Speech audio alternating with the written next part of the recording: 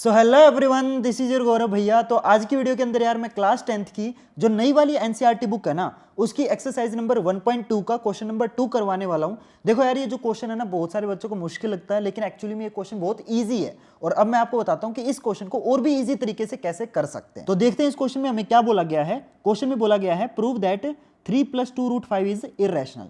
तो हमें 3 + 2√5 को इरेशनल प्रूव करना है। देखो यार, इस टाइप के जितने भी क्वेश्चन होते हैं ना, इनको हम करते हैं कॉन्ट्राडिक्शन वाले मेथड से। अब बहुत सारे बच्चों को यार कॉन्ट्राडिक्शन वर्ड है ना बहुत ऐसे डरावना सा लगता है, बट कॉन्ट्राडिक्शन वर्ड है ना बहुत इजी है। देखो मैं बताता हूँ, कॉन्ट्राडिक्शन का मतलब क्या होता है कि जो चीज हमने स्टार्टिंग में सोची थी ना, बाद में अगर वो चीज ना हो ना, उसे कॉन्ट्राडिक्शन बोलते हैं। अब मैं एग्जाम्पल से समझाता हूँ। मान लो आपकी क्लास में कोई नया बच्चा आता है, नया एडमिशन आ गया, ठीक है।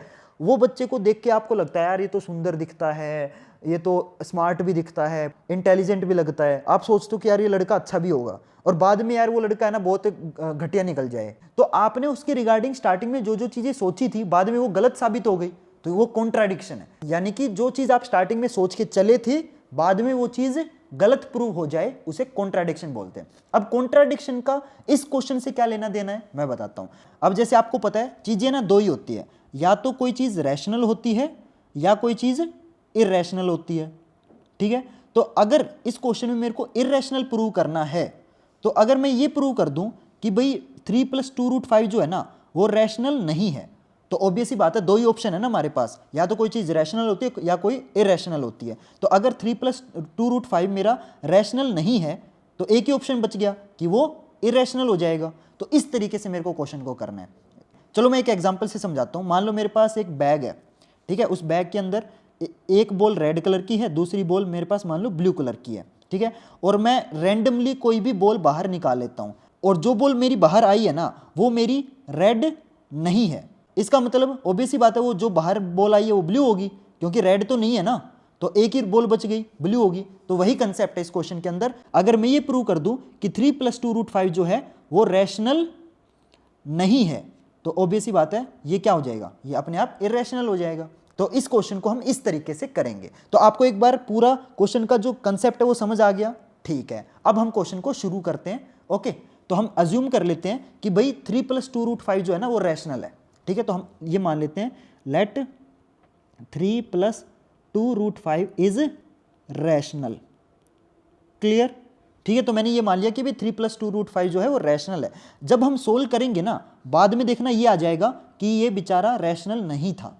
यानी कि जो हमने स्टार्टिंग में मान के चले ना, लास्ट में ये आ जाएगा कि ये रैशनल नहीं था। तो ऑब्वियसली बात है ये रैशनल नहीं होगा, तो ये अपने आप इरेशनल हो जाएगा। ये हमारे पूरे क्वेश्चन का क्या कहते हैं फ्लो रहने वाला है, ठीक है।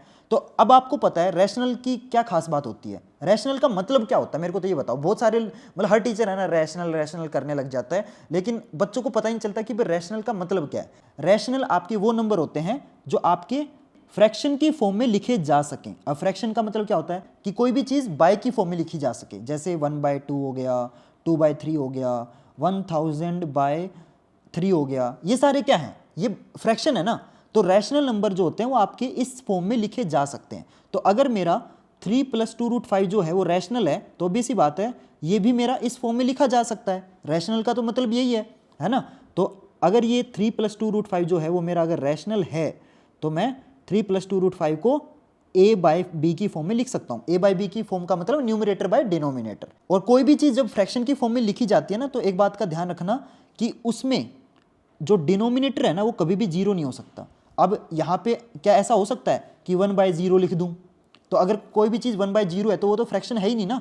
तो एक बात का ध्यान रखना कि फ्रैक्शन लिखते टाइम डिनोमिनेटर आपका कभी भी जीरो नहीं हो सकता, ठीक है। और ये देखो, ये चीजें मैं आपको बस समझाने के लिए लिख रहा हूं, ठीक है। ये आपको नोट नहीं करनी है, आपको बस इतना ही नोट करना है, ठीक है, क्योंकि समझाना ज्यादा इंपॉर्टेंट है। ओके, ठीक है। तो यहां तक आ गया आपको समझ। ओके, चलो अब आगे चलते हैं इस क्वेश्चन में।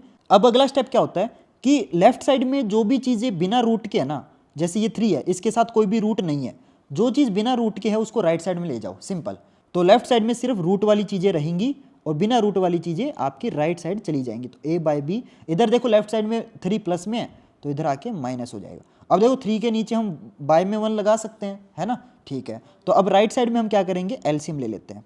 तो लेफ्ट साइड में 2√5 रहेगा, राइट साइड में एलसीएम ले लेंगे, तो b आ गया, a - 3b आ गया। अब देखो ये जो 2 है लेफ्ट साइड में, ये वाला 2, ये आपका राइट साइड में भेज देंगे और लेफ्ट में देखो ये मल्टीप्लाई में, तो राइट साइड में जाके डिवाइड हो जाएगा। तो लेफ्ट में आपका सिर्फ √5 बचेगा और राइट साइड में आपका a-3b/2b आ जाएगा। Clear everyone? यहाँ तक किसी भी बच्चे को कोई डाउट हो तो बताओ यार। मेरे ख्याल से यहाँ तक तो किसी भी बच्चे को कोई डाउट नहीं होगी, राइट? अब बस ये लगा लो आपका जो क्वेश्चन है ना 90% हो गया। देखो मैं बताता हूँ, आपको पता है √5 क्या होता है?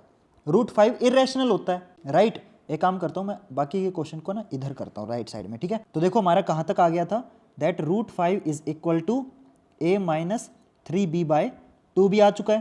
क्लियर? अब देखो √5 क्या है, आपकी इसी एक्सरसाइज का जो पिछला क्वेश्चन है उसमें हमने यही प्रूव किया ना कि √5 क्या होता है, इरेशनल होता है। तो √5 आपका क्या है, इरेशनल है, राइट?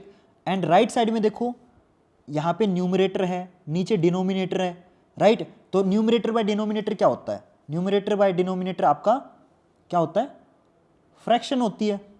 और फ्रैक्शन क्या होती है? फ्रैक्शन आपकी रैशनल नंबर होती है, राइट? तो ऐसा कैसे हो सकता है कि लेफ्ट साइड में आपका इरेशनल हो जाए और राइट साइड में आपका रैशनल हो जाए? ऐसा तो पॉसिबल ही नहीं है ना। और बीच में ऊपर से इक्वल टू का साइन हो, ऐसा तो हो ही नहीं सकता कि irrational is never equal to rational number. तो यहाँ पे तो गलत है ना कुछ, ये इक्वल टू का साइन तो आ ही नहीं सकता। तो बस हो गई बात खत्म, यहाँ पे कॉन्ट्राडिक्शन हो गया, राइट? कि इरेशनल चीज जो है वो कभी भी रैशनल चीज के इक्वल नहीं हो सकती, ठीक है? तो यहाँ पे लिखेंगे दिस इज कॉन्ट्राडिक्शन, ठीक है?